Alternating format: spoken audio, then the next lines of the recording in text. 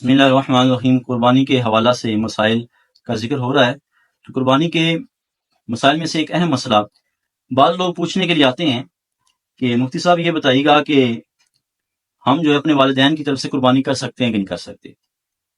اب اس کے لیے اہم بات یہ ہے کہ آپ فوت شدگان کی طرف سے قربانی کر سکتے ہیں، لیکن اس سے پہلے آپ کی اپنے واجب کا ادا کرنا ضروری ہے۔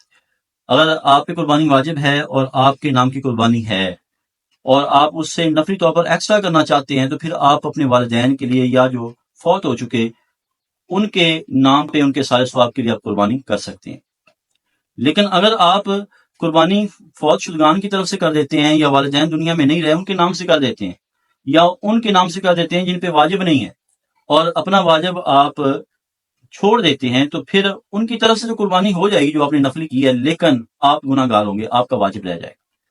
تو اس کے لیے ضروری یہ ہے کہ سب سے پہلے اپنا واجب ادا کریں، اور اس کے بعد آپ جو ہے وہ اگر والدین کی طرف سے کرنا چاہیں یا فوت شدگان کی طرف سے کرنا چاہیں تو قربانی کر سکتے ہیں۔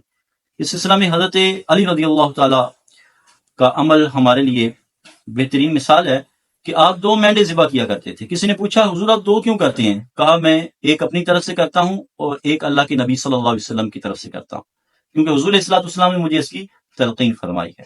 تو لہذا اگر آپ کے اپنے نام کی قربانی ہے، آپ کا واجب ہے، تو آپ دوسروں کی طرف سے قربانی کر سکتے ہیں۔ دوسرا اہم مسئلہ، گھر کا سربراہ اپنے گھر والوں کی طرف سے قربانی کرنا چاہے، اگر بالغ ہے یعنی جس کی طرف سے قربانی کرنا چاہتا ہے وہ بالغ ہے تو ان کی اجازت لینا ضروری ہے۔ بغیر اجازت کے کرے گا تو قربانی نہیں ہوگی۔ گھر کا سربراہ ہے اور وہ اپنے دوسرے فرد بیٹے کی طرف سے بیٹی کی طرف سے قربانی کرنا چاہتا ہے اور وہ بالغ ہیں، تو پہلے ان سے اجازت لے، وہ اجازت دیں گے، پھر قربانی کرے گا تو قربانی ہو جائے گی۔ لیکن اگر اجازت نہیں لی جاتی تو قربانی ادا نہیں ہوگی، تو لہذا وہ پہلے اجازت لے۔ ایک بندہ ایسا ہے جس کا گزشتہ سالوں کی قربانیاں رہ گئی ہیں، وہ نہیں کر سکا، صاحب نصاب تھا لیکن قربانی نہیں کر سکا، غفلت میں رہ گیا یا کوئی اور مسئلہ بن گیا، وہ قربانی نہیں کر سکا۔ اب وہ کیا کرے؟ کیا اس پہ قربانی کرنا واجب ہے؟ نہیں، وہ قربانی نہیں کرے گا، بلکہ اس وقت کی جو جانور کی قیمت ہوگی اس کو صدقہ کرے گا، اس کو صدقہ کر دے اتنی قیمت جو جس سال قربانی رہ گئی تھی اس وقت جو جانور کی قیمت بنتی تھی اس کے برابر صدقہ کر دے، قربانی نہیں کرے گا۔ اور قربانی نہایت اہم فریضہ ہے، ہر صاحب استطاعت پہ واجب ہے۔ اگر نہیں کرتا تو کریم آقا علیہ السلام نے ارشاد فرمایا جو گنجائش ہونے کے باوجود قربانی نہیں کرتا، فرمایا وہ ہرگز ہماری عیدگاہ کی طرف نہ آئے۔